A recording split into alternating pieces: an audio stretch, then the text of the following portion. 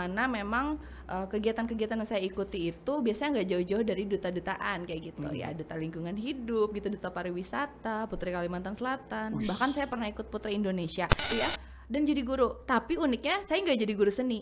Ini seru ya. Guru apa tuh? Saya jadi guru matematika dan fisika. Padahal di bimbel internasional gitu. Duit saya itu habis cuma buat healing. Jadi benar-benar kayak serandom gini ya. Kan libur cuma hari Sabtu Minggu. Tahu nggak Sabtu Minggu tuh kita kemana? Luar negeri. Saking stresnya. Iya, sesimpel berangkat Jumat malam, pulang Minggu pagi. Sekarang saya bisa katakan bahwa ini boleh dipotong buat TikTok ya. Saya sekarang pernah mengatakan menyesal menjadi seorang guru.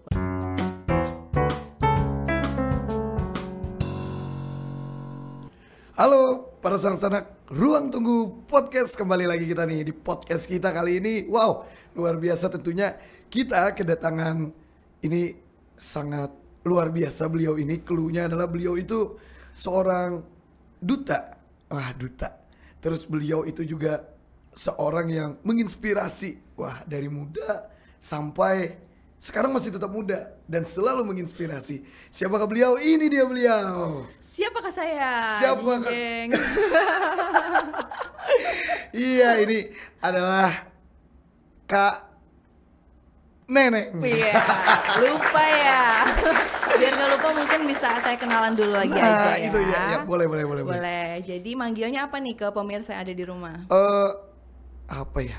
Sanak Ruang Tunggu. Sanak Ruang Tunggu. Iya. Oke deh kalau gitu. Halo Sanak Ruang Tunggu, perkenalkan nama saya Neneng Putri Sari Ramadan. Hari ini saya akan dipanggil Kak Neneng ya. Iya. Protes saya kalau dipanggil ibu, khusus kali ini ya dipanggil kakak lagi aja. Oke, saya merupakan guru di SMP Negeri 1 Astambul. Selanjutnya saya akan jawab pertanyaan dari masnya dulu ya. Iya, ini beliau guru di Astambul. Jadi Astambul itu apa ayo? Mau bilang Turki? Bukan. Itu ada sejarahnya katanya, Kak. Apa tuh sejarahnya? Ada sejarahnya, Kak. Jadi jembatan Astambul tahu? Nah, jembatan Astambul itu dulunya ada anak-anak lompat. Terus? Lompat. Terus tiba-tiba salah satu anak itu ayahnya itu mau ngelarang jangan ngelompat, jangan main air berenang di sungai. Tiba-tiba dia ngelompat, terus lama nih kan. Apa yang terjadi? Lama nggak muncul, tiba-tiba pas dia muncul, terus astaga timbul. Disitulah nama Astambul tercipta di daerah situ. Luar biasa loh, saya aja bahkan tidak tahu tuh sejarah dari Astambul di itu luar sendiri. nalar BMKG itu kan. Di luar Nurul ya. Nurul. Oke, ini luar biasa beliau. Kalau dari usia, ya bolehlah berusia, tapi masih muda semangatnya, masih muda, masih fresh ya kan. Jadi seorang guru juga, guru yang menginspirasi juga, dan beliau ini adalah dulunya seorang duta pariwisata. Nanang Galuh. Masa sih tahu dari mana? Tahu dari Instagram. Udah kepo-kepo ternyata nih ya. Iya, karena dikasih sama Ibu Desi Kak. Nih Instagramnya, lihat, scroll sampai ke bawah tuh kan, scroll sampai bawah, sampai bawah. Aib-aib banyak yang belum dihapus itu. Banyak. Nah gimana tuh untuk yang di dunia perdutaan, karena mulai situ kan awal karir dulu. Iya, mungkin sebelum lanjut ngejelasin tentang perjalanan dunia perdutaan ya, biar kita lebih akrab juga kan. Saya udah dipanggil Kak Neneng nih, biar kita sepakat nih. Kalau masnya dipanggil siapa nih? Mas atau kakak atau siapa gitu? Nanang Yoga. Nanang Yoga boleh. Berarti duta juga sih Dini, Sanak Ruang Tunggu aja. Iya. Nah, jadi seneng banget hari ini bisa sharing di sini di podcast Ruang Tunggu ya. Dimana pada hari ini juga tadi udah ditanyain seputar pengalaman saya dalam dunia perdutaan dulu ya sebelum kita masuk ke dunia pendidikan. Dan kayaknya di sini juga saya mendapatkan lawan bicara yang cukup seimbang ya, karena beliau juga merupakan duta pariwisata ya. Jadi kayaknya saya nggak perlu detail-detail banget, nanti dibantu. Iya. Ya jadi Kebetulan memang saya kemarin ya pada tahun 2011 itu memang berkesempatan untuk ikut beberapa kegiatan yang mana memang kegiatan-kegiatan yang saya ikuti itu biasanya nggak jauh-jauh dari duta-dutaan kayak gitu ya, duta lingkungan hidup gitu, duta pariwisata, Putri Kalimantan Selatan. Bahkan saya pernah ikut Putri Indonesia. Tapi maksud saya bercerita seperti ini adalah padahal itu bukan sesuatu hal yang saya cita-citakan gitu. Jadi ibaratnya mungkin kalau misalkan diingat-ingat lagi waktu masih kecil tuh cita-citanya jadi apa, ya sewajar-wajarnya aja gitu. Sewajar-wajarnya seorang anak yang belum tahu arah. Maksudnya gini, saya kan adalah anak dari seorang guru. Biasanya kalau anaknya seorang guru itu kadang-kadang tuh nggak punya cita-cita lain selain menjadi guru gitu kan. Kebayang nggak sih? Walaupun sekarang akhirnya saya bisa menjadi guru, tapi kenapa nih saya bisa jadi akhirnya melenceng gitu kan, malah ke dunia yang harusnya tuh jauh banget gitu kan di dunia pendidikan. Ya kurang lebih sih seperti itu. Tapi ya benar banget, nanti mungkin kita akan kulik lebih dalam ya kenapa bisa sampai nyasar ke sini. Tapi memang ketika saya menjadi seorang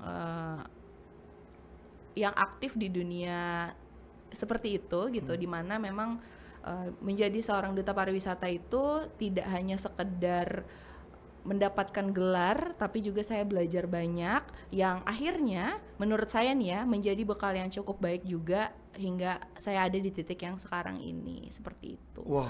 Jadi waktu itu saya ikut duta wisata yang dulu namanya Danang Galuh ya. Mas sampai sekarang namanya Danang Galuh. Oh masih ya. Alhamdulillah masih. Danang Galuh di Kota Banjarmasin. Pertama kali saya ikut tuh 2009 sebenarnya, tapi nggak lolos. Iya betul. Jadi waktu itu sebenarnya kalau misalnya kita bicara background, maaf ya saya emang suka ngomong ya. Jadi saya akan ngomong lebih banyak. Awalnya tuh justru bukan duta dulu. Jadi saya justru lebih melenceng lagi. Jadi saya ikut dunia permodelingan. Wow. Jadi ikut fashion show kayak gitu, pemotretan. Sehingga mindset saya tuh bahwa duta-dutaan ini juga mungkin nggak terlalu jauh dengan dunia modeling, dimana kita tampil di depan orang, habis itu kita tuh memupuk rasa percaya diri dan lain sebagainya. Sehingga ketika saya pertama kali ikut Danang Galuh di 2009 itu saya salah kaprah nih. Salah kaprah? Betul, saya tuh tetap merasa bahwa namanya pageant gitu ya itu mungkin lebih ke menonjolkan ke penampilan luar kayak gitu, dimana mungkin bukannya saya bego-bego amat ya gitu ya, cuma maksudnya karena saya selama ini ikut di modeling itu apa yang ada di dalam itu nggak terlalu ditonjolkan gitu, jadi ibaratnya saya menggunakan strategi yang sama gitu, dimana pada saat audisi 2009 itu saya justru waktu itu bener-bener ya menunjukkan bahwa yang cantik-cantiknya aja gitu, maksudnya tuh bener-bener kayak kepercayaan diri saya tunjukkan kayak gitu. Padahal sebenarnya poin yang akhirnya saya pelajari di Danang Galuh itu bukan tentang itu, tapi bagaimana kita bisa menunjukkan kesederhanaan, bagaimana kita bangga dengan diri kita sebagai orang Banjar waktu itu, bagaimana kita tuh bukan menonjolkan tentang diri kita tapi pariwisata kita kayak gitu. Dan akhirnya selama 2 tahun saya belajar dan memahami kesalahan-kesalahan itu gitu kan ya. Saya kembali lagi nih di tahun 2011 mengikuti ajang yang sama, nggak kapok nih ya. Dan alhamdulillah waktu itu langsung berkesempatan untuk mewakili Kota Banjarmasin ke tingkat provinsi, Danang Galuh Provinsi Kalimantan Selatan, yang mana waktu itu juga saya masih dipandang sebelah mata nih. Ini nih mantan model yang dulu nggak masuk kan, kenapa nih sekarang masuk provinsi gitu kan. Tapi saya membuktikan dengan apa yang dari kegagalan yang pernah saya alami, dari banyak pelajaran yang sudah saya lakukan selama 2 tahun terakhir itu, alhamdulillahnya ya emang rezeki gitu ya, bukan anak siapa-siapa saya ya, mau kan mama saya itu waktu itu nggak berani nonton saya, takut saya kecewa gitu, gugup, gagal terus nangis gitu kan, beliau nggak datang waktu itu. Jadi saya tuh bener-bener nggak punya siapa-siapa yang mendukung selain Allah Subhanahu Wa Taala ya. Maksud saya tuh nggak ada, bukan anak siapa-siapa, maksudnya saya hanya anak seorang guru, terus juga ayah saya waktu itu juga tugas di luar kota, yang mana juga saya udah lama nggak ketemu gitu. Jadi bener-bener dengan bermodalkan pembelajaran dari kegagalan itu tadi, alhamdulillahnya di tahun 2011 itu malah saya dapat juara 1 Nananggaluh provinsi waktu itu, dan berkesempatan mewakili Kalimantan Selatan untuk bertanding di Duta Wisata Indonesia waktu itu di Palu terselenggaranya, dan menyabet gelar Duta Wisata Persahabatan waktu itu untuk nasional. Wow, di nasional dapat persahabatan. Terus Ya, di provinsi juara 1 galuhnya. betul. Di Kota Banjarmasin. Nah, ini ada yang satu yang menarik di sini ya. Nah, itu. Jadi waktu itu nanti saya selidiki lagi kalau sekarang ya. Di Banjarmasin itu sistemnya 2 tahun sekali waktu itu pemilihannya ya. Jadi ibaratnya hal tersebut kalau tidak salah ya, dikarenakan memang biasanya kan untuk galuh-galuh di Banjarmasin ini kegiatan selama 1 tahun itu sangat padat, sehingga ada strategi nih yang diterapkan oleh Kota Banjarmasin. Biasanya juara 1-nya itu dikirimnya tahun kedua gitu. Jadi di tahun yang pertama itu yang dikirim adalah juara 4 dan juara 5. Nah, waktu itu sebenarnya saya juara 4-nya. Jadi ada 6 besar kan, ada 6 besar tuh dari juara 1, 2, 3, harapan 1, 2, 3, yang dikirim adalah harapan 1 dan harapan 2. Jadi sebenarnya saingan saya bukan cuma teman-teman seprovinsi, tapi juga si harapan 2-nya kan, yang bisa aja nih ternyata pas di provinsi, langsung melejit gitu kan. Dan uniknya ya, saya nggak kebayang waktu itu seandainya saya juara 3. Kan kalau saya juara 3 malah saya nggak dikirim kemana-mana gitu, ya kan. Jadi memang ini kayak udah jalan Tuhan aja gitu untuk bisa ngasih saya kesempatan untuk bisa bertanding di tahun itu. Tahun itu juga cukup istimewa ya, Nanang Yoga karena memang itu adalah tahun satu-satunya di mana di tingkat provinsi itu hadiahnya waktu itu umroh. Iya, jadi saya tuh bener-bener kaget banget karena bahkan dari awal kompetisi sampai akhirnya menang, saya nggak pernah tahu kalau hadiahnya tuh umroh. Jadi andaikan ibaratnya saya juara 1 waktu itu di Kota Banjarmasin, saya kan dikirim tahun depannya. Tahun depannya itu hadiahnya bukan umroh lagi gitu, uang tunai aja. Jadi menurut saya tuh bener-bener, aduh, saya tuh ya tadi saya ulang lagi, saya bukan siapa-siapa, saya bukan sesuatu yang menargetkan yang muluk-muluk gitu. Saya cuma pengen ngebuktiin ke diri saya bahwa saya adalah orang yang mau terus belajar dan bisa berkembang terus, dan malah hadiahnya bisa sampai seluar biasa itu sih, luar biasa ya, kurang lebih kayak gitu. Ternyata dikira waktu di tingkat kota juara 1 dikira. Bahkan waktu saya diumumkan menjadi harapan 1, itu besoknya saya udah packing, maksudnya udah mau pulang aja gitu. Maksudnya udah selesai kan, dikira nggak ada program gitu, paling nanti ada job-job lah dari dinas gitu ya, penugasan. Nggak taunya saya dicegat nih, jangan pulang dulu, besok langsung ke provinsi. Jadi besoknya langsung, jadi saya pindah hotel aja tuh. Betul, langsung karantinanya. Kebetulan waktu itu pemilihannya agak mepet sama pemilihan di provinsi, jadi kalau tidak salah Jumat itu udah harusnya check out dari yang kota, Sabtunya itu udah masuk lagi yang di provinsi gitu. Jadi bentar, ini gimana maksudnya gitu. Saya bahkan nggak pernah tahu bahwa ada settingan yang seperti itu gitu, yang ada harapan 1 yang dikirim gitu tuh nggak tahu. Saya pikir selama ini tuh, bahkan saya nggak, ini memang kekurang tahuan saya karena saya nggak berani ekspektasi terlalu tinggi. Saya nggak pernah kebayang gitu bagaimana sih bentukannya Nananggaluh provinsi itu, kegiatan gimana gitu. Jadi ibaratnya tujuan saya ikut si Nananggaluh ini sendiri tuh lebih ke kayak mau ngukur potensi diri saya tuh sampai mana, sudah sebatas itu aja. Nggak pernah tahu bahwa itu tuh berjenjang bahkan sampai ke tingkat nasional. Jadi jujur waktu itu kalau bicara mental ya, jadi mental saya tuh dipaksa siap gitu untuk bisa betul, untuk bisa lanjut terus ke jenjang berikutnya. Yang mana ini ada satu hal yang menarik juga dan ada hubungan sama TVRI ya. Waktu itu ada seseorang nih, saya bilang pencari bakat ya di TVRI, yang kebetulan lagi nih di malam final Nananggaluh provinsi itu mungkin lagi gabut aja ya, jalan gitu kan ke depan kantor gubernur gitu kan untuk ngelihat, wah lagi ada kompetisi nih gitu kan, cari bakat gitu kan. Tiba-tiba aja beliau, karena saya juara 1-nya nih waktu itu, akhirnya itulah saya diminta kontak sama beliau untuk coba audisi menjadi penyiar TVRI. Jadi bener-bener ketika saya ikut kegiatan Duta Wisata itu benar-benar membuka semua jalan gitu. Bahkan bisa dilihat sekarang ibaratnya saya menjadi guru yang seperti ini sekarang, itu pun sebelumnya itu kemana-mana dulu gitu. Yang mana akhirnya mematangkan saya sekarang. Yang mana akhirnya juga memberikan saya kesempatan itu tadi untuk belajar public speaking ketika saya diterima nih untuk menjadi news anchor dan juga presenter di TVRI Kalimantan Selatan. Terima kasih loh TVRI. Di tahun 2000 2012 waktu itu, karena itu akhir 2011, jadi 2012 sampai 2015 waktu itu saya berkarir di TVRI Kalimantan Selatan. Wow, cukup lama nggak kalah. Cukup lama. Tapi biasanya kan di ajang kayak Nananggalu itu ada penampilan bakat. Nah kalau boleh tahu nih, penampilan bakat Pian waktu itu apa, nampilin apa? Jadi atau main lato-lato kan? Oke, jadi waktu itu saya agak cukup nekat ya. Apa itu Kak? Karena latar belakang saya adalah mahasiswi pendidikan seni drama tari dan musik. Sebenarnya cukup banyak pilihan ya untuk saya bisa menampilkan kesenian apapun gitu kan di kegiatan-kegiatan seperti itu. Sebelum ikut Nananggalu, saya kan biasanya ikut Putri Kalimantan Selatan. Waktu itu saya bakat yang ditampilkan tuh teater sebenarnya.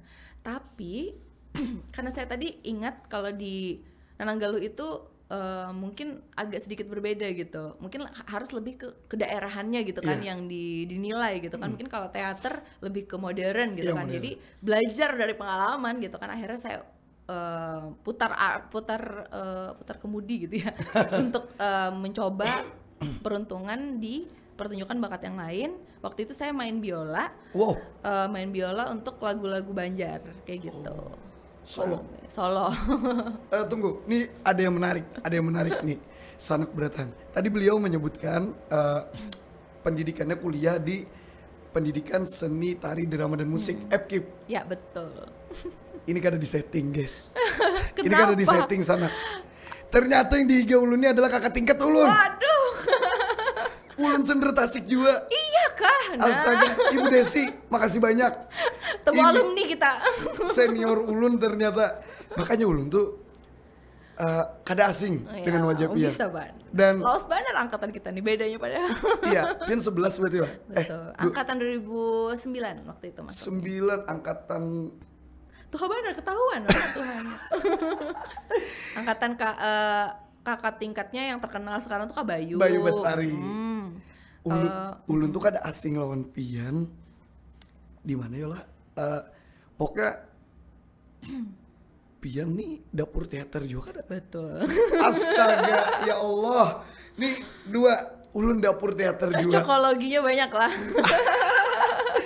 Galuh, Nanang juga. Dapur teater.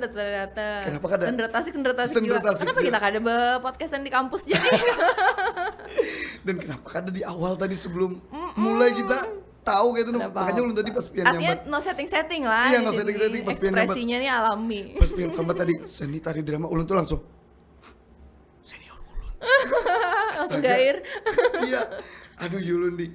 Makanya Ulun pas membuka IG Pian habis itu ada melihat apa? Teman yang sama. Iya, kenapa orang Sendra Tasik semua gitu ya? Iya, dapur teater juga kayak itu. Ada apa ini? Anak mencet Kabayu. Kabayu nih lagi ngajar, lagi hauran gitu. Aduh, Ulun nih. Saya pas Pian datang ternyata senior. Astaga, Maela santai aja. Aduh, Pian. Ternyata tamu senior di sini. Makasih banyak Ibu Desi lah. Biasa. Aduh, bangga Ulun sekalinya. Bisa banget sih. Senior Ulunan. Astaga timbul tadi. Astaga timbul. Cocok lah. Nah, cocok pulang lawan tema acara kita hari ini. Astaga timbul. Nah, jadi Kak, makanya Ulun tuh penasaran bakat Pian tadi apa. Saya pas Pian sambat dari Sendra Tasik kuliah, habis itu komunitas teater yang sama juga. Berarti Pian nih bahari berkesenian bener lah. Berkesenian banget. Karena kuliahnya seni. Betul. Makanya sebenarnya kalau ya bisa diakui ya, harus ngaku nih. Di Sendra Tasik itu kan kita nggak mungkin kayak menguasai semua cabang seni secara tajam gitu kan ya. Yang penting lulus gitu kan ya. Yang penting pas ujian tengah semesternya, yang ujian akhirnya nilainya B gitu ya. Yang penting udah aman. Ya jadi tapi justru karena memang kita berkesempatan untuk bisa belajar banyak gitu, walaupun ya tipis-tipis lah kayak gitu kan ya. Ya setidaknya ketika kita aktif sebagai mahasiswi di kampus kita itu, kita bisa aja milih mau nampilin bakat apapun gitu kan ya. Walaupun kita mungkin bukan yang terhebat di angkatan kita, tapi kalau kita udah keluar daripada kampus, wah kita pasti akan lebih menonjol dibanding yang lain, karena yang lain mungkin bahkan bunyiin biola aja nggak bisa gitu kan. Ya kan, karena emang sesulit itu ya. Sulit. Ya jadi memang hal itu saya gunakan sebagai satu kelebihan yang harus saya tonjolkan banget gitu kan. Terutama menurut saya ketika saya bisa memainkan alat musik dan memainkannya untuk lagu-lagu Banjar, harusnya belum pernah ada gitu kan sebelumnya. Jadi memang waktu itu cukup menarik perhatian juri juga, dan akhirnya itu juga membantu saya pada saat ujian sama Pak Marianto ya. Karena akhirnya latihan terus gitu buat Nananggalu padahal, tapi ujiannya jadi lancar gitu. Ya jadi kurang lebih sih seperti itu. Selajur menyelajur kalau kalah. Betul. Mennya kayak ini Bu Desi aduh saya di briefing. Oh lancar langsung kita lah. Karena circle-nya sama. Jadi pasti banyak yang ditakut-nakan. Reuni. Pada hulu kita lah, padahal yang dijadwalkan kampus tuh kita malah ada tamu di situ. Iya. Kan ada kan puasa. Kemarin, betul. Datang biar. Ada, tapi UPAD yang angkatan yang 2009. Khusus. Nah, yang khusus. Oh, berarti bukan Kabani. Betul. Kak Ucup. Betul sekali, hafal masih angkatan tuh itu berarti aktif banget masih lah mereka. Kabani sekarang masih di Sanggar Nuansa. Kak Ucup juga. Nyata bininya di situ. Nah, bininya di situ. Astaga, tapi sekarang Pian masih intens berkesenian kah atau bagaimana kah? Mau tidak mau, karena sekarang kan oke nih udah masuk ke dunia pendidikan ya, jadi masuk bridgingnya ya. Ya jadi karena mau tidak mau ya, karena akhirnya kan sekarang bener-bener jadi the real guru kesenian gitu kan. Kalau sebelumnya kan kalau misalnya dibilang apakah masih aktif berkesenian pada saat menjadi presenter TVRI, tentu tidak gitu kan, karena memang sebagian besar waktu digunakan ya benar-benar untuk fokus di dunia jurnalis gitu, untuk fokus di public speaking dan lain sebagainya. Jadi kalau untuk pengembangan diri pun lebih banyak digunakan untuk meningkatkan itu tadi, cara kita interview orang kayak gitu kan, cara baca berita yang baik, syuting artis kan film. Kita ya film karya TVRI juga tapi ya jadi sempat hilang, jadi sempat yang kalau misalnya ditanya apakah sekarang masih bisa menampilkan biola 4C45-nya mungkin sudah kadewani lagi lah. Karena seperti yang kita ketahui, seni apapun itu semua itu perlu dilatih terus ya, perlu diasah terus. Kalau misalkan memang sampai harus ada rehat setahun aja gitu, itu udah kaku banget ya, tangan aja tuh udah nggak kapalan lagi buat ngejreng gitar atau kayak gimana gitu kan. Jadi memang tahu diri aja lah kayak gitu kan. Jadi ibaratnya benar-benar memilih seni-seni yang bisa dipertanggungjawabkan kepada siswa. Dan kebetulan juga di kurikulum terdahulu, kenapa bilang terdahulu, karena ini mau ada yang baru nih, kurikulum yang baru. Untuk cabang keseniannya juga bisa dipilih gitu. Jadi memang nggak harus semuanya diajarkan. Jadi akhirnya yang penting anak-anak tuh bisa mendapatkan ilmu lah, ibaratnya ketika dia lulus SMP dia punya bekal yang dia dapatkan ketika dia di SMP itu oleh guru kesenian asli ya. Kenapa saya bilang guru kesenian asli? Bukan berarti Bapak Ibu maaf ya yang dulu ngajarin saya kesenian itu bukan berarti nggak asli atau gimana. Tapi yang seperti kita ketahui ya, untuk pendidikan seni drama tari dan musik ini sendiri itu baru di tahun 2008 ya adanya. 2008. Jadi di bawah itu jika nggak benar-benar dapat guru dari Jawa gitu ya, pasti gurunya itu bukan asli guru seni, biasanya guru matematika menjadi guru seni atau guru bahasa Indonesia dan lain sebagainya. Sehingga biasanya tuh yang saya temui di beberapa sekolah yang pernah saya masukin, pasti kalau jam kesenian itu hampir kayak jam pelajaran bebas gitu kan, karena santai.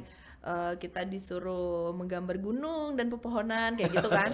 Dan itu juga nggak salah-salah banget juga, toh sampai sekarang juga sebenarnya masih, tapi mungkin sekarang tuh lebih ke ada teorinya, kayak misalnya bagaimana gunungnya itu benar-benar terlihat seperti gunung gitu, bagaimana perspektif dan sudut titik lenyap dan lain sebagainya tuh ada ilmunya gitu, karena kita kan memang aslinya dari guru kesenian kayak gitu. Jadi hal tersebut sih yang benar-benar ingin saya tekankan ketika saya menjadi guru seni, itu harus benar-benar terasa gitu. Jangan sampai anak-anak saya nanti ketika dia udah dewasa dia ingat mata pelajaran seni cuma kayak ingatan saya gitu, cuma gambar gunung dan elang gitu, nggak kayak gitu. Tapi mereka mungkin bisa cerita bahwa wah saya diajarin nih teknik vokal gitu, saya tahu apa itu prasering, intonasi, artikulasi dan lain sebagainya anak gitu. Anak musik sekali. Oh iya, padahal dulu anak drama ya.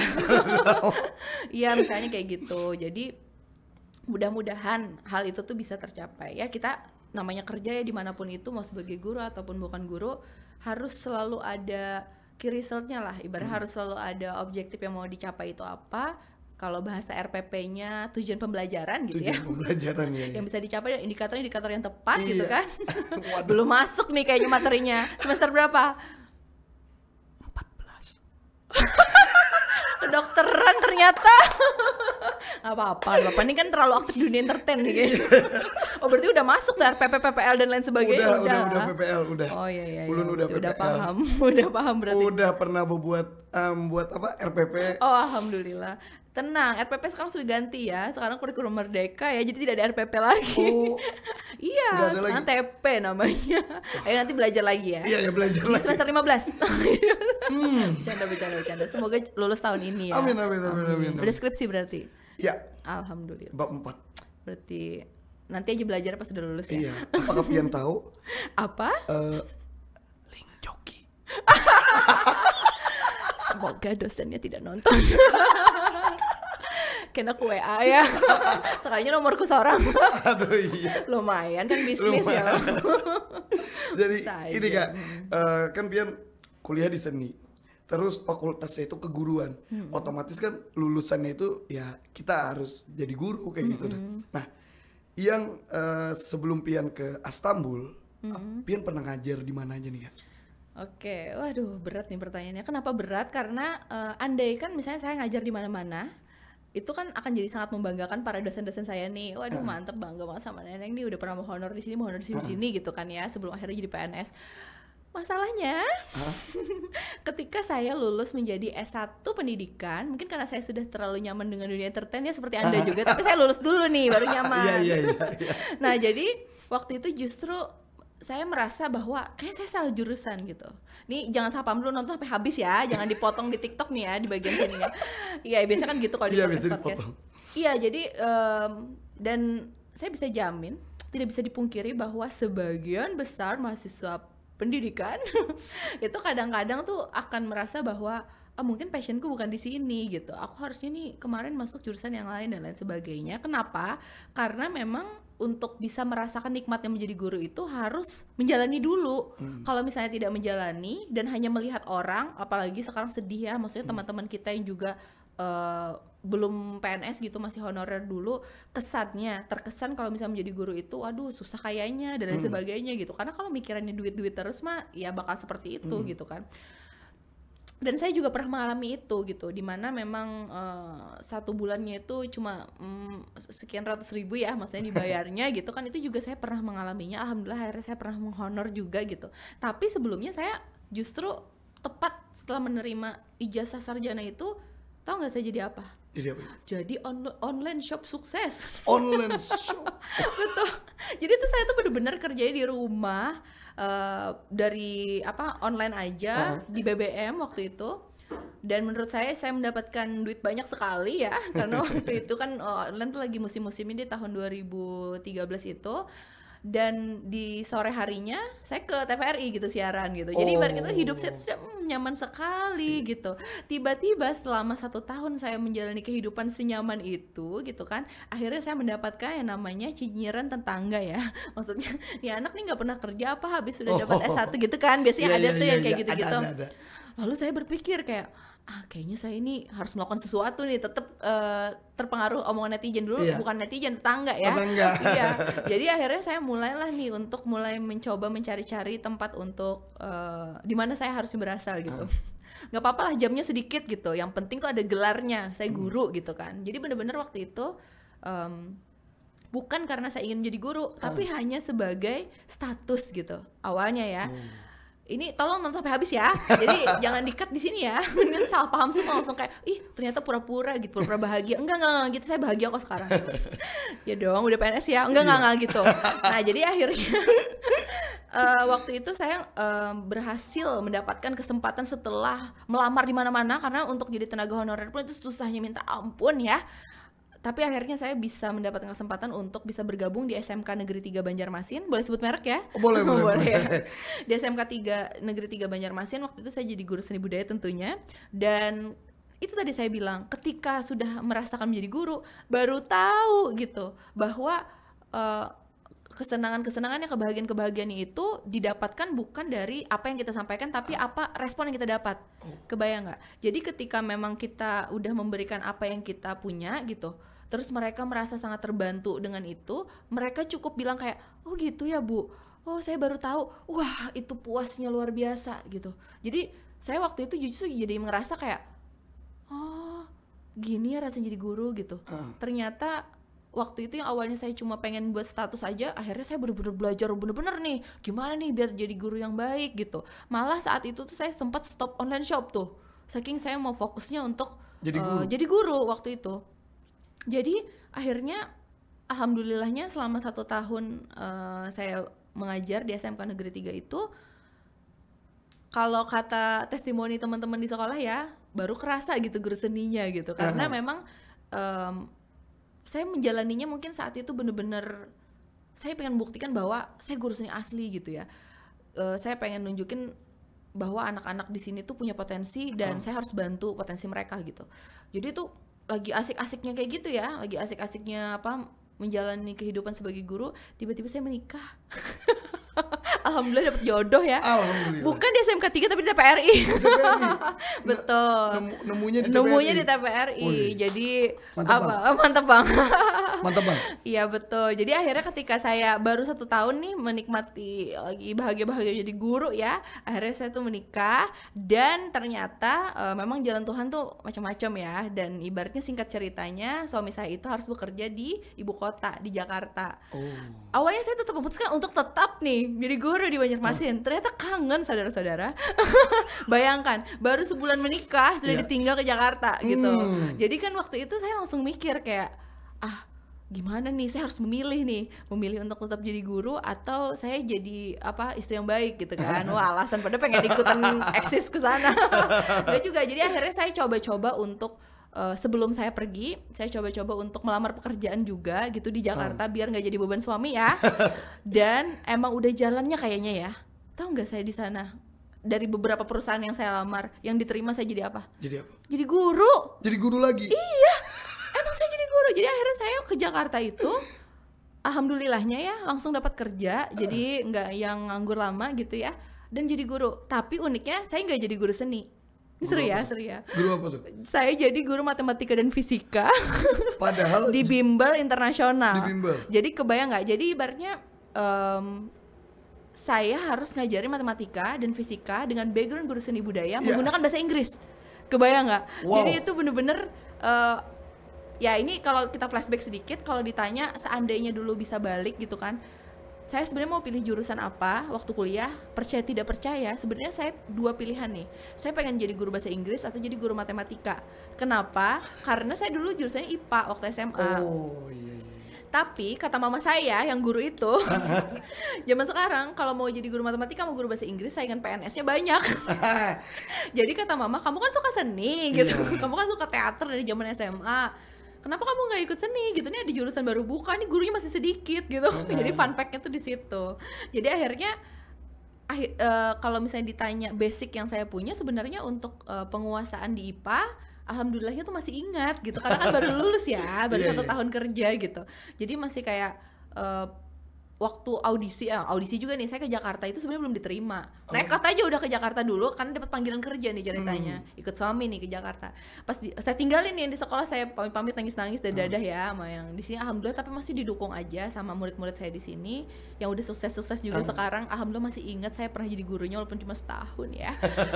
Nah, pas waktu di Jakarta itu saya kan tesnya itu selain dites mengajar, saya dites menjawab soal. Soal-soalnya itu menggunakan bahasa Inggris untuk fisika dan juga matematika. Nah, karena tadi dulunya saya pengen jadi guru bahasa Inggris ya, artinya berarti kan sebelumnya bahasa Inggris saya lumayan gitu kan. Jadi itu saya gunakan nih skill itu gitu kan, yang dulu nggak kesampaian jadi guru bahasa Inggris, saya cobalah gitu untuk bisa memaksimalkan itu kembali di Jakarta, menjawab soal-soalnya dengan yang menurut saya cukup mudah. Kenapa? Karena kan dulunya saya belajar IPA itu sampai SMA gitu, jurusan IPA pula. Yang saya jawab itu tuh rata-rata soal SD dan SMP gitu, karena murid-murid saya di bimbel itu SD dan SMP. alhamdulillahnya tuh nggak ada kayak dari beberapa orang, maksudnya tuh mungkin ada yang guru asli ya gitu, guru asli fisika gitu, yang lolos malah saya gitu. Biasanya terkendalanya tuh di bahasa Inggrisnya, misalnya kayak gitu, kalau misalnya dia guru IPA gitu, tapi mungkin di bahasa Inggrisnya dia kurang atau kayak gimana gitu. Malah si guru seni ini nih yang lolos gitu waktu itu, satu-satunya. Padahal di bimbel itu gurunya cuma 4 apa 5 orang gitu. Dan yang guru barunya cuma 1, jadi cuma saya aja yang lolos di audisi besar-besaran itu. Wow. Ya mungkin kayak efek kepercayaan diriku Tenanggalu ya.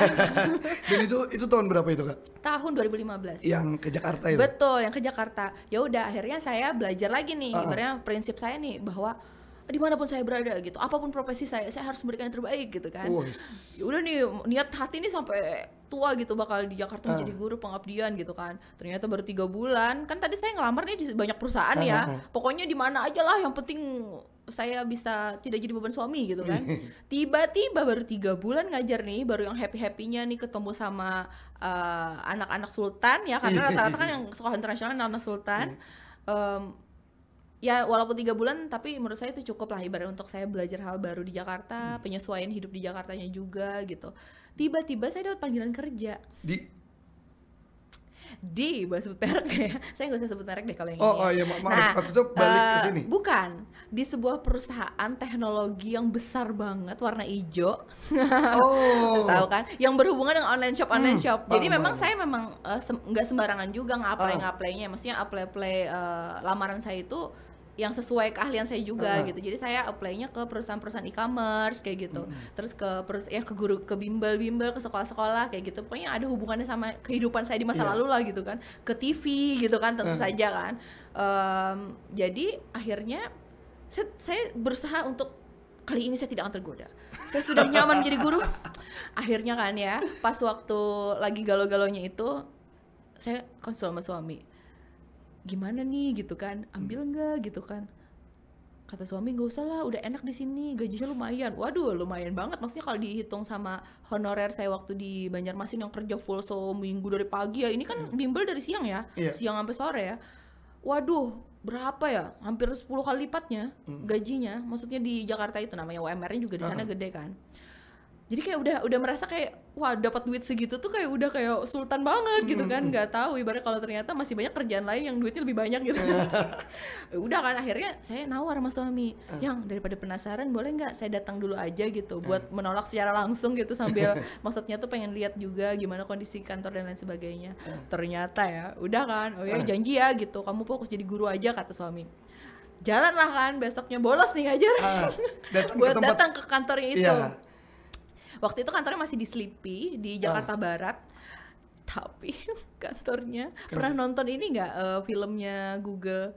Pokoknya kantornya Google, pernah lihat nggak kantornya Google? Jadi Google itu kantornya tuh lebih ke kayak tempat bermain gitu, di mana bagus banget, di mana maksudnya tuh bahkan tangga-tangganya di situ tuh dari busa gitu, lantainya tuh rumput gitu, jadi pohon-pohon di dalam ruangan, ada ayunan dan sebagainya, kayak taman bermain. Jadi memang perusahaannya itu dia nggak kayak perusahaan Indonesia pada umumnya, karena dia kan memang ngambil ide konsepnya itu dari perusahaan-perusahaan sukses di luar.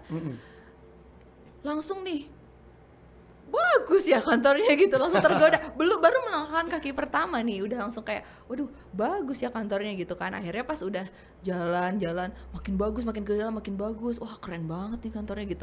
Bimbel saya itu udah bagus, bimbel saya itu udah mewah banget tempatnya. Tapi maksudnya ya seperti bimbel pada umumnya di Jakarta gitu. Sekolah internasional ya bagus gitu, tapi bersih, clean kayak gitu. Kalau ini beda aja gitu, kayak masuk ke hutan gitu. Tapi hutannya emang di konsep jadi kantor. Hah, gitu bagus banget gitu, kayak orang udik lah pokoknya. Tiba-tiba HRD-nya datang, silakan Mbak bisa masuk ke ruangan. Bahkan tuh masuk ke ruangan, pintunya saya nggak tahu itu tuh ada pintu di situ. Jadi kayak dinding, kayak kayu gitu, tiba-tiba kayak dibuka aja tek gitu, muter gitu pintunya masuk. Hah, ini kalau mungkin saya hilang di dalam sini nggak ada yang tahu gitu, karena ini nggak ketahuan ada pintu, saking bagusnya tuh kantor. Udah tergoda, udah mental nih, udah kayak ngechat ya suami yang kayaknya aku goyah nih gitu. Ya udah, tapi saya tetap kuat nih, saya ingin jadi guru. Akhirnya waktu si HRD-nya nanya, dia tuh di sana bukan lebih ke product knowledge atau pengetahuan tentang perusahaannya, justru cara interview zaman sekarang itu justru lebih ke kepribadian. Maksudnya itu bagaimana dia bisa meyakinkan orang, bagaimana dia tuh kelihatan punya integritas atau enggak gitu, bagaimana dia punya prinsip dan sebagainya, karena kayak product knowledge dan lain sebagainya itu nanti bakal diajarin juga gitu. Akhirnya yang awalnya hari itu cuma interview HRD, di mana harusnya tuh habis itu pulang dulu baru nanti dikabarin lagi dan sebagainya. Ini HRD saya tuh bilang bahwa sebenarnya saya udah dapat kerjaan sekarang. Ibu itu telat manggil saya sekarang gitu. Saya sebenarnya nggak butuh-butuh banget gitu kerjaan. Saya bilang gitu. Karena saya jujur saya udah seneng banget jadi guru gitu. Tapi kalau misalnya ya terus kamu kenapa datang ke sini?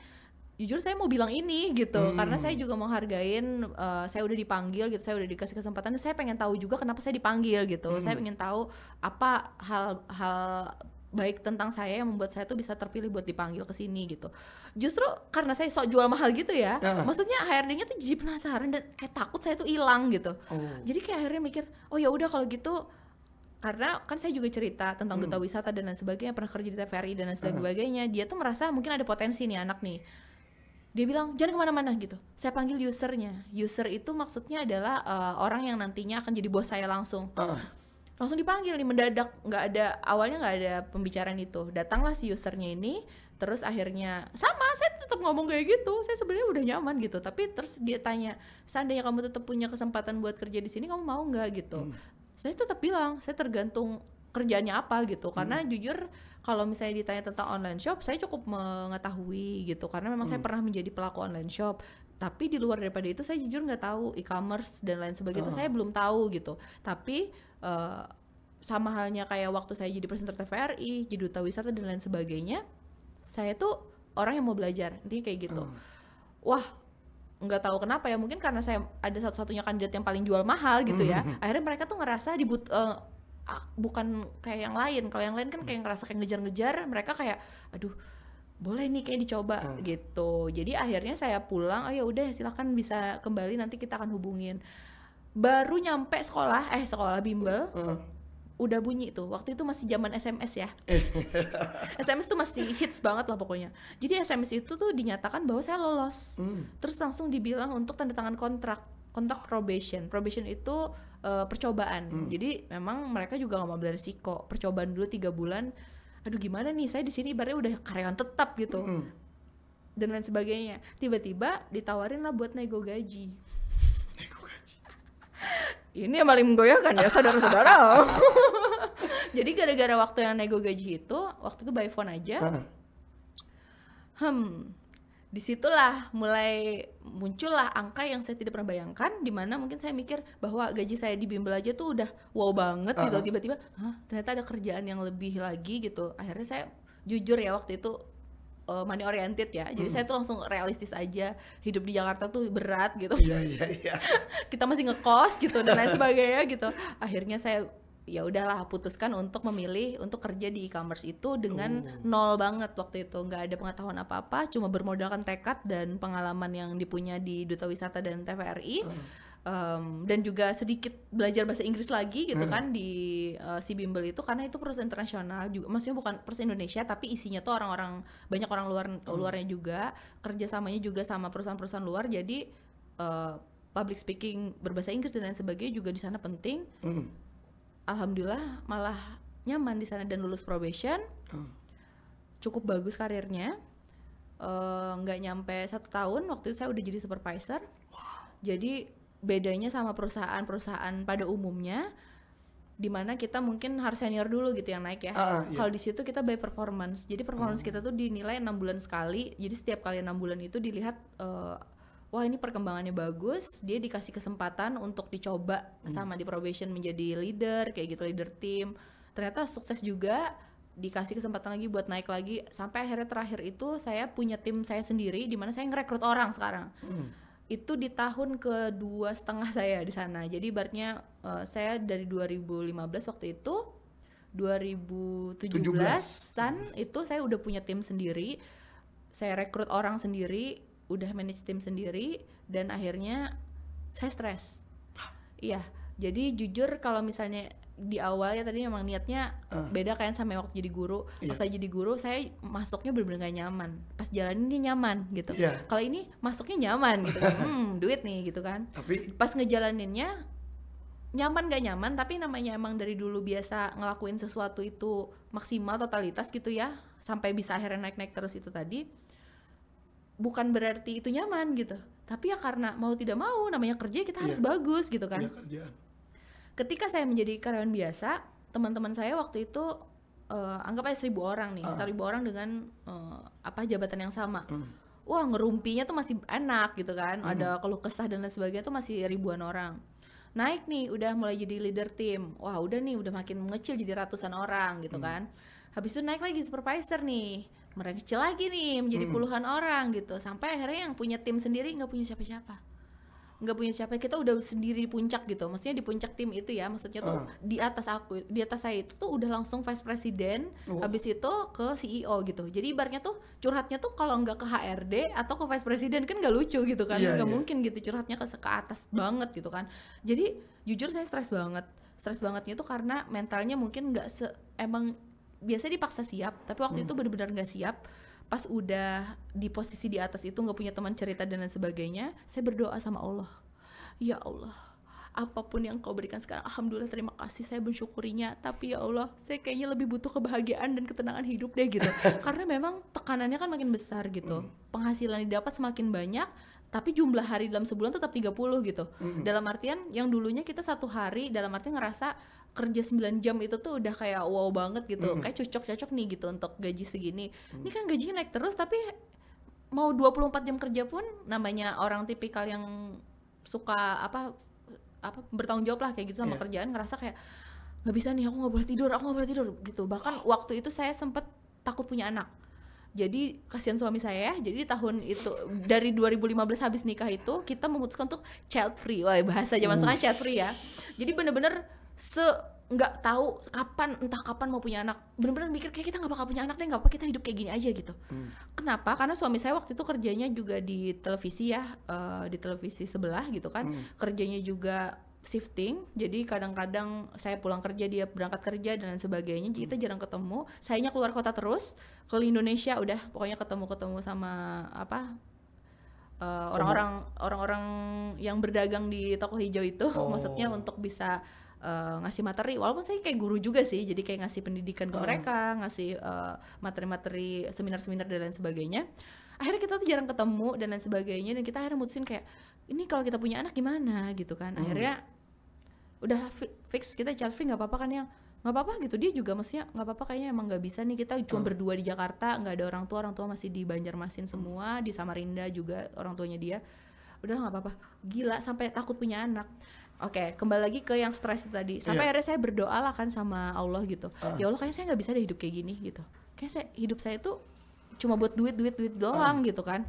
Walaupun di sini kayak semua udah terpenuhi dan lain sebagainya, tapi kayak saya pengen hidup tenang gitu. Duit saya itu habis cuma buat healing. Jadi benar-benar kayak serandom gini ya. Kan libur cuma hari Sabtu Minggu. Tahu nggak Sabtu Minggu tuh kita kemana? Ke negeri. Saking stresnya. Iya, sesimpel berangkat Jumat malam, pulang Minggu pagi. Ibaratnya benar-benar cuma kayak karena duitnya ada gitu kan. Terus kayak maksudnya tuh di Jakarta pula kan gampang tuh kemana-mana gitu. Jadi kita tuh keluar negeri terus gitu, ngabisin duit karena stres. Jadi akhirnya punya tabungan juga nggak ada, duitnya tuh dihabisin cuma buat nenangin diri gitu. Ya akhirnya sempat sih kebeli apartemen kayak gitu, sempat kayak pengen cobalah kita bertahan dan menyesuaikan diri dan lain sebagainya. Jadi orang Jakarta lah kita, pokoknya kayak gitu. Mulai cerita sedih ya ini. Jadi akhirnya ternyata karena kayak gitu, akhirnya berdoa sama Allah, ya Allah, random banget nih, kapan sih ada tes PNS lagi? Ya, jadi ada satu interesting point di mana tahun 2014 sampai 2018 itu nggak ada tes PNS. Waktu itu karena di pemerintahan awal-awal Pak Jokowi itu memang ditiadakan dulu untuk tes PNS-nya. Jadi memang waktu itu mau kabur untuk ikutan tes PNS pun nggak bisa gitu. Masa kabur jadi balik menjadi tenaga honorer lagi, kan gak lucu gitu kan. Maksudnya udah capek-capek jauh ke Jakarta. Pokoknya saya sampai nantang, astagfirullah banget lah, sampai nantang Allah gitu. Ya Allah gitu, saya kayaknya bisa nih ngelepas ini gitu, tapi harus ada tes PNS gitu, dan saya harus lulus gitu. Saya pengen lulus PNS ya Allah gitu. Saya pengen keluar dari sini, tapi kayak satu-satunya yang bisa, yang worth it gitu untuk membuat saya melepaskan semua harta melimpah itu adalah ketika saya bisa banggain orang tua saya jadi PNS gitu. Cuma itu doang, jadi saya berdoanya cuma itu. Dan apa yang terjadi saudara-saudara setelah Apa itu? Kak? Ada tes PNS di 2019 di Banjarmasin? Ya, di seluruh Indonesia, seluruh Indonesia. Dan ada di Kabupaten Banjar, kan domisilinya Kabupaten Banjar. Dan ya. itu tahun berapa itu Kak? 2019. Jadi 2019 itu mulai 2018 akhir itu ada tes PNS dan akhirnya pas waktu ikut yang tes PNS itu gilanya lulus, alhamdulillah. Nah, itu awal perjalanan menjadi guru tuh di situ. Akhirnya saya tinggalkanlah semua yang di Jakarta itu, nekat nih. Kalau dulunya saya yang ikut suami, sekarang suami yang ikut saya. Jadi karena saya akhirnya waktu itu lulus PNS dan alhamdulillahnya keajaiban ya, setelah 5 tahun child free, saya hamil. Tepat saat tes PNS itu. Jadi karena saya hamil dan saya pulang ke Banjarmasin dengan kondisi hamil, suami juga akhirnya nggak tega. Lalu balik juga ke Banjarmasin, ninggalin kerjaan dia yang udah sebenarnya sangat enak juga di sana untuk kerja lagi di Banjarmasin kayak gitu. Jadi akhirnya disitulah perjalanan jadi guru itu dimulai. Pada saat Pian balik dari Jakarta itu berarti langsung PNS di Istanbul. Betul, langsung PNS di Istanbul. Tahun 2019 itu. Nah, perjalanan Pian ini menarik. Pas ulun dengar nih, wow, Pian banyak menemui orang-orang hebat di Jakarta, di mana-mana. Nah, pada saat Pian balik ke Istanbul, ke Kalimantan Selatan, otomatis kan Pian menjadi guru tuh. Jet lag saya. Iya. Kembali lagi ke passion Pian pada saat itu. Nah, lalu bagaimana tuh Pian menghadapi murid-murid, habis itu kembali ke dunia pendidikan lagi gitu. Apakah ada penyesuaian lagi tuh dari Pian tuh? Banget. Justru penyesuaiannya jauh lebih lama dibanding waktu saya di Jakarta. Jadi ketika saya balik menjadi guru, saya justru jadi kebingungan karena saya seperti kembali ke mungkin kayak 5 tahun mundur ke belakang gitu. Karena di sini kita realistis aja, kalau di ibu kota itu tentu kalau dalam hal teknologi dan lain sebagainya itu udah maju banget. Tapi kalau misalnya kembali ke Kalimantan gitu, semua itu masih serba manual gitu kan. Di Jakarta itu udah nggak ada lagi istilahnya saya punya pulpen tuh nggak ada gitu. Saya mungkin udah nggak pernah nulis sama sekali karena semua itu udah teknologi semua. Pas udah ke Banjarmasin, saya bahkan harus punya uang cash. Saya nggak pernah punya uang cash waktu di Jakarta. Semua kan, wah sombong ya. Nggak juga, maksudnya di sana tuh uang cash tuh nggak ada harganya lagi. Bahkan parkir pun kita udah pakai e-money gitu kan. Pas di sini saya mau belanja ke kantin, saya tuh ngutang karena saya nggak punya uang cash gitu. Maksudnya simpel itu. Apalagi kalau kita bicara ke dunia pendidikannya juga. Yang pernah saya ajarin di Jakarta, siswa-siswanya udah kayak lebih pinter bahkan gitu dari gurunya. Kalau di sini bukannya nggak lebih pinter atau gimana, cuma kadang-kadang saya mungkin sempat dapat teguran dari diri saya sendiri gitu ketika saya membawakan cara atau teknik mengajar yang terlalu kekinian sehingga mungkin anak-anak tuh kaget gitu. Maksudnya dia nggak pernah nemu cara yang seperti itu. Bukan berarti itu cara yang buruk, hanya saja kalau dari 30 guru misalnya ada di sekolah tersebut yang menggunakan cara tersebut tuh hanya saya, maka terlihat aneh. Waktu itu saya menggunakan Google Classroom gitu untuk bisa minimalisir ketidakefektifan waktu, pengerjaan tugas dan lain sebagainya. Tapi mereka kesulitan karena bahkan mereka tidak tahu apa itu Google, mereka nggak punya akun email gitu dan lain sebagainya. Dan itu bukan cuma muridnya, tapi juga gurunya. Jadi guru-gurunya juga bahkan nggak tahu alamat emailnya dan sebagainya. Mereka cuma tahu waktu mereka bikin Facebook kayak gitu kan.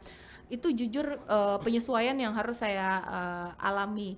Tapi saya tetap bercoba untuk berpikir positif bahwa nih harus ada hal baik nih yang bisa membuat saya bersyukur nih. Saya udah dikasih Allah nih, dikabulkan doa saya nih. Kemarin kan saya yang minta nih gitu. Masa nih pakai protes gitu kan. Akhirnya saya mikir bahwa kalau dilihat-lihat lagi sebenarnya saya itu bukannya mundur ke 5 tahun ke belakang, tapi saya adalah orang datang dari masa depan gitu. Jadi saya merasa bahwa ini adalah hal baik, bahwa saya sekarang ada beberapa langkah lebih depan daripada mereka. Yang saya lakukan adalah bukan saya berdiri di sana, mereka lihat saya jauh dan mereka nggak bisa gapai saya, tapi justru saya membawa apa yang di depan itu untuk saya bagikan ke mereka, saya ajak mereka untuk maju bersama saya gitu. Itu yang membuat SMP Negeri 1 Istanbul waktu itu sebelum Covid ya, alhamdulillah untuk TIK-nya cukup maju gitu. Karena alhamdulillah nggak cuma saya, tapi beberapa guru-guru yang di sana juga ternyata ada yang sangat tertarik dengan TIK. Tapi selama ini kayak mereka nggak tahu kapan harus mulai dari mana dan lain sebagainya. Pas saya datang, mereka merasa kayak wah ini jawaban dari doa-doa kita gitu. Yuk Bu, sama-sama kita galakan TIK di sini gitu. Gimana caranya anak-anak kita tuh bisa mudah belajar dengan teknologi dan sebagainya. Apa yang terjadi di tahun 2020 masih ingat? COVID. Betul. Pada saat COVID-19 tiba-tiba tuh Allah tuh kayak bikin kehidupan kita itu, terutama di Kalimantan tuh, jadi 5 tahun lebih maju, ya nggak? Kenapa? Karena semuanya jadi serba internet, semua jadi serba teknologi, daring dan lain sebagainya. Dulu saya mau pakai Zoom tiap hari di sana gitu, karena untuk meeting sama di Jakarta. Iya di Jakarta. Di sini malah orang awalnya nggak tahu apa itu Zoom, sampai akhirnya sekarang Zoom terus gitu kan. Zoom terus. Kayaknya kalau misalnya ada banjir dikit aja udah kita WFH, sekolah belajar dari rumah gitu, daring aja gitu kan. Alhamdulillahnya gitu. Jadi akhirnya dari yang awalnya tadi tuh saya kesulitan ya membawa orang untuk ikut saya maju ke depan.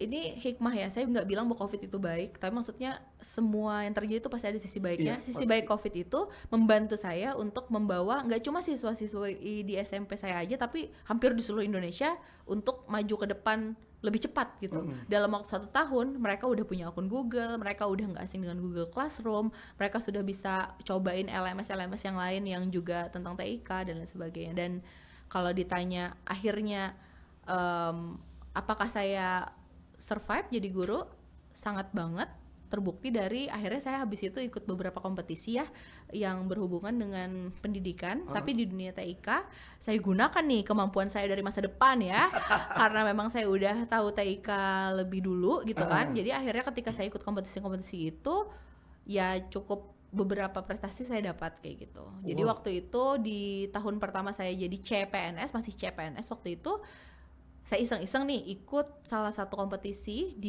yang diselenggarakan oleh Kemendikbud, Pustekom waktu itu penyelenggaranya, dan nggak ada angin nggak ada hujan, saya satu-satunya perwakilan Kalimantan Selatan untuk dikirim ke Jakarta 10 besar gitu.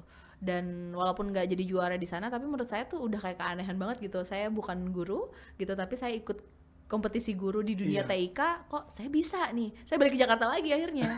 Saya balik ke Jakarta lagi, tapi sekarang udah beda. Sebagai guru, saya ambil ilmunya, dari ilmunya saya bawa lagi ke Banjar, dimana saya sudah benar nih cara pengajarannya. Karena saya sekarang ngajarnya bukan sebagai kayak pakai ilmunya karyawan, tapi ilmunya guru gitu. Ikut lomba lagi, alhamdulillah itu udah tingkat nasional. Ikut lagi yang tingkat provinsi, alhamdulillah udah juara-juara lagi juga. Dan itu bener-bener di guru banget. Dan dengan berbagai macam faktor itu tadi, si COVID gitu kan, si prestasi-prestasi yang saya dapetin di dunia guru, kesempatan-kesempatan yang saya dapatkan di masa lalu gitu kan, akhirnya membawa saya ke yang sekarang ini, dimana kalau waktu di SMK Negeri 3 saya merasakan nih manfaat menjadi guru itu ketika saya mendapatkan respon daripada siswa gitu kan, saya bisa meningkatkan respon itu lebih kepada saya melihat sendiri manfaat yang saya ajarkan gitu, dibanding cuma sekedar respon, dibanding saya digelarin saya guru favorit kayak gitu karena beliau ngajarnya enak atau seru. Tapi saya lebih bangga ketika nih alumni-alumni dari sekolah yang saya ajar gitu, dia datang ke saya dan bilang bahwa, Bu, saya udah jadi orang kayak gini gitu. Terima kasih ya Bu, kemarin udah mendidik saya dengan baik dan lain sebagainya. Jadi jujur, kalau dulu saya masuk pendidikan ya, maksudnya kuliah pendidikan dan sempat kayak menyesal gitu ya. Sekarang saya bisa katakan bahwa, ini boleh dipotong buat TikTok ya. Saya sekarang menyesal, pernah mengatakan menyesal menjadi seorang guru, kurang lebih sih seperti itu. Wow, ini membuka pikiran Ulun karena kayak ini Kak. Di fase yang menyesal kayaknya. Ya Ulun kan tahu, Ulun melewati masa di mana Ulun pernah jadi siswa, terus tiba-tiba Ulun mau masuk kuliah seni itu, yang ada kan di tempat kita ini seninya pendidikan. Ulun kan maunya seni asli iya, ya. murni. Nah tiba-tiba pada saat nantinya jadi guru, waduh gimana kata Ulun pada saat jadi guru, takutnya itu kalau karma berlaku. Pada saat Ulun jadi siswa dulu macal ya. Ketemu siswa macal. Saat Ulun jadi guru, Ulun tuh menemukan kayak, wah ini kayak Ulun dulu nih gitu. Nah waktu, aduh itu yang Ulun takutkan sekarang. Makanya untuk sampai sekarang berpikiran jadi guru itu nanti aja gitu. Cuma yang Ulun salut dengan Pian, di kala Pian menginjak sebagai guru, Ulun kira Pian bakalan minim untuk prestasi, ternyata malah Masya Allah makin banyak ya Kak. Nah boleh disebutkan nggak apa aja tuh Kak prestasi pada saat Pian sudah jadi guru, apa aja yang didapat tadi kan ada apa yang Ya, jadi nama kegiatannya itu adalah pembatik pembelajaran berbasis TIK, di mana pada saat itu ada beberapa cabang ya untuk kompetisinya. Contohnya misalnya membuat video pembelajaran, membuat multimedia pembelajaran seperti itu, membuat animasi pembelajaran waktu itu. Jadi alhamdulillah untuk yang waktu yang ke Jakarta itu saya ikut kategorinya tuh yang membuat video pembelajaran. Setelah itu kan udah 10 besar tapi nasional ya. Baru habis itu akhirnya saya ikut lagi, nama acaranya itu mirip-mirip ya. Tadi kan membatik, sekarang pembatik. Tadi pembatik ya? Pembatik. Oh kebalik ya, yang tadi itu membatik membuat bahan ajar berbasis TIK. Selanjutnya di tahun 2020-nya saya ikut pembatik. Jadi di situ pembelajaran berbasis TIK atau Duta Rumah Belajar waktu itu. Jadi Rumah Belajar itu merupakan sebuah LMS ya dari Kemdikbud, yang mana memang di sana banyak banget media ajarnya. Ada tadi yang si video yang saya buat di membatik itu tadi itu masuk situ semua. Tapi sekarang jadi dutanya gitu. Jadi duta bahan ajarnya itu tadi.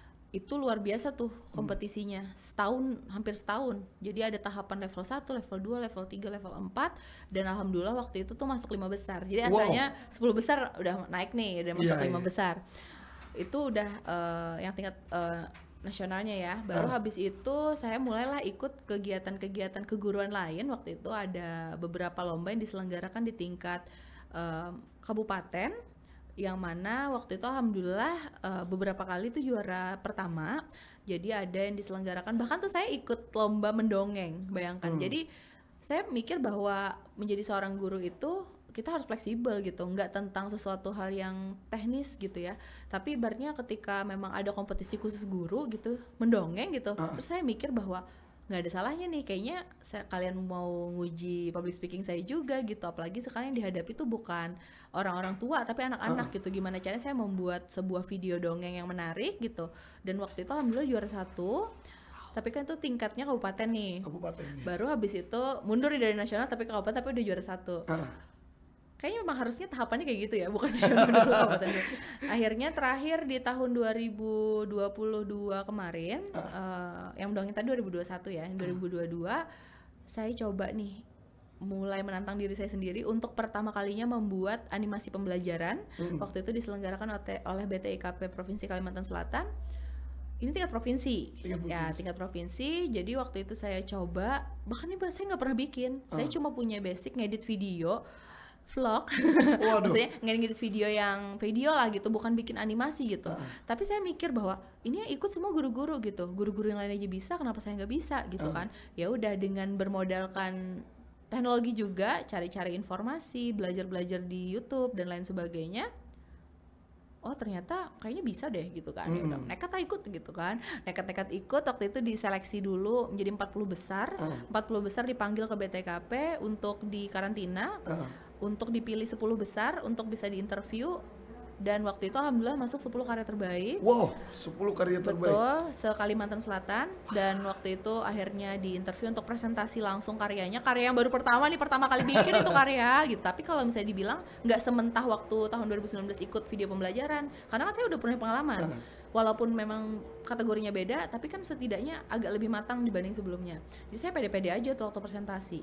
Dan alhamdulillah nggak nyangka juga, karena ngeliat karya-karya orang juga bagus-bagus gitu kan.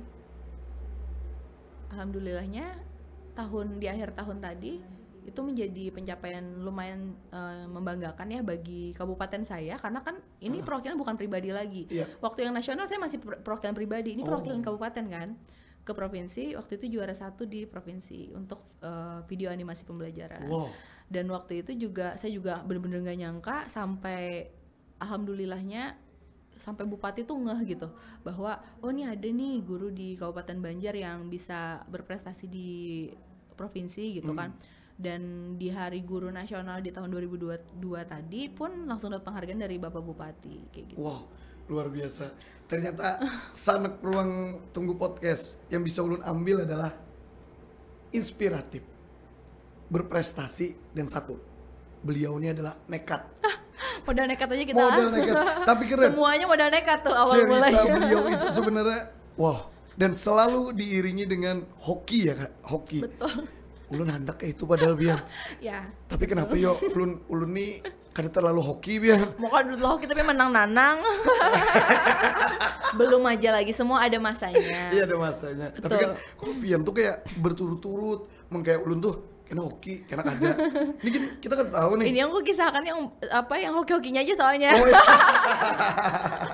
Iya dong, karena kan maksudnya ya nggak bisa dipungkirin ya, walaupun saya juga nggak bisa bilang bahwa hidup saya tuh mulus-mulus terus gitu.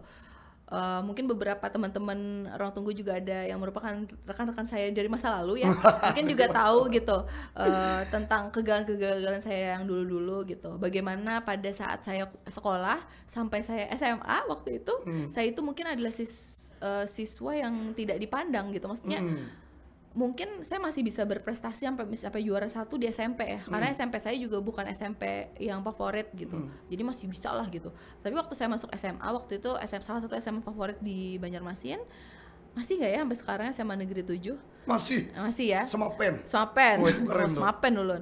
Nah jadi waktu itu bahkan waktu seleksi masuknya satu-satunya dari SMP saya yang masuk itu adalah saya di SMA 7, dan itu saya nggak bisa jadi juara 1 lagi, udah kayak tenggelam lah gitu. Jadi ibarat kalau dibilang saya tuh bukan siapa-siapa gitu dulunya gitu. Jadi ibaratnya untuk bisa ke titik sekarang ini juga nggak langsung tiba-tiba kayak hoki terus bisa terus mulus terus enggak, pernah gagal juga dan kayak sempat mempertanyakan ke diri saya, kenapa saya nggak bisa bersaing ya di sini gitu, apa yang salah ya dengan saya gitu. Jadi kayak yang kata tadi Nanggalo aja kan dimulai tadi pembukaan kita dari gagal dulu. Nah jadi Kak, di balik cerita-cerita Pian itu nih, tentunya kan Pian ingin berpesan juga nih kepada para sanak ruang tunggu nih. Nah tentunya pesan-pesan buat sanak ruang tunggu yang tentunya generasi muda juga yang ingin menginjak karir untuk ke depan seperti Pian tuh apakah pesannya? Kesini ya berarti. Iya. Nah jadi sanak ruang tunggu mungkin bagi yang nonton dari awal sampai akhir ya, semoga nonton ya. Sebenarnya pesan-pesannya itu udah benar-benar terasa, di mana memang kalau misalnya kita itu meyakini sesuatu, walaupun misalnya memang sesuatu tersebut bisa jadi bukan cita-cita awal kita gitu, tapi memang kalau kita bekerja keras di sana bisa jadi itu merupakan jalan menuju hal yang benar-benar kita impikan. Dan hal yang benar-benar kita impikan itu pun belum tentu menjadi hal yang terbaik buat hidup kita. Menjadi seseorang yang bekerja di ibu kota bisa dibilang itu menjadi salah satu mimpi saya. Padahal jalan saya dari awal adalah sebagai guru gitu. Tapi ternyata ketika mimpi itu bisa saya dapatkan, akhirnya membuat saya sadar bahwa sebenarnya yang terbaik adalah yang menjadi guru itu tadi. Jadi jangan pernah meragukan Allah, jangan pernah meragukan Tuhanmu gitu. Apa yang memang udah dijalankan olehnya bagi kehidupanmu, bisa jadi itu memang benar-benar sesuatu yang bukan yang paling kamu impi-impikan, tapi adalah sesuatu hal yang memang benar-benar kamu butuhkan. Jadi jalanin aja prosesnya, segala bentuk kegagalan jadikan itu pelajaran, jadikan itu sesuatu yang membuat kamu menjadi lebih hebat, menjadi lebih baik. Karena tanpa kegagalan-kegagalan itu mungkin kamu jadi B aja, mungkin kamu bakal jadi biasa aja di masa depan. Apapun profesimu, mau kamu guru, dokter, polisi, pejabat, penyiar ya, artis, apapun itu, kalau misalnya kamu nggak bersungguh-sungguh di sana, kamu nggak bakal jadi apa-apa. Tapi kalau misalnya kamu mau jadi guru bimbel di sekolah internasional, mendadak jadi guru fisika pun gitu, kalau misalnya kamu menjalaninya dengan sungguh-sungguh dan cintai pekerjaan itu, maka kamu walaupun mungkin nggak berakhir di sana, kamu akan mendapatkan sesuatu yang bisa membawa kamu ke kesuksesan. Wow, luar biasa. Tentu ya Ulun sebagai yang muda nih termotivasi dengan beliau kan. Iya gerang. Siapa tahu Ulun bisa ke Jakarta. Amin. Karena Ulun kan suka ke Jakarta. Ulun gak ada suka ke Jakarta. Bu Desi bawa ibu Desi. Tolong Bu Desi bawa Ulun healing ke Jakarta. Sampai Sidin tadi menakuni di tengah cerita. Dulu itu ya kantornya di Selipi. Jadi sekarang udah di Jaksel kantornya. Seolah-olah Ulun kayak tahu Selipi. Selipi itu di mana? Ya Ulun tahu ya Pasar Lama, Sudi Mampir. Gila, kayak tahu tuh lah. Iya, Cemara Ujung. Aduh, jadi Ulun beliau maka menakuni ke Ulun, Ulun. Nah, jadi ini kisah yang sangat inspiratif dari seorang guru inspiratif juga. Ternyata kita lihat perjalanan beliau, dikira langsung menjadi guru inspiratif, pada satu ternyata banyak melewati lika-liku ya loh. Semua jalan tuh kan ada yang mulus, ada yang belubak, ada yang bebatu, terkadang juga ada bebelok. Nah itu. Jadi sampai jumpa di podcast Ruang Tunggu minggu depan atau sesaat lagi. Terima kasih. Sama Nana. Sama-sama.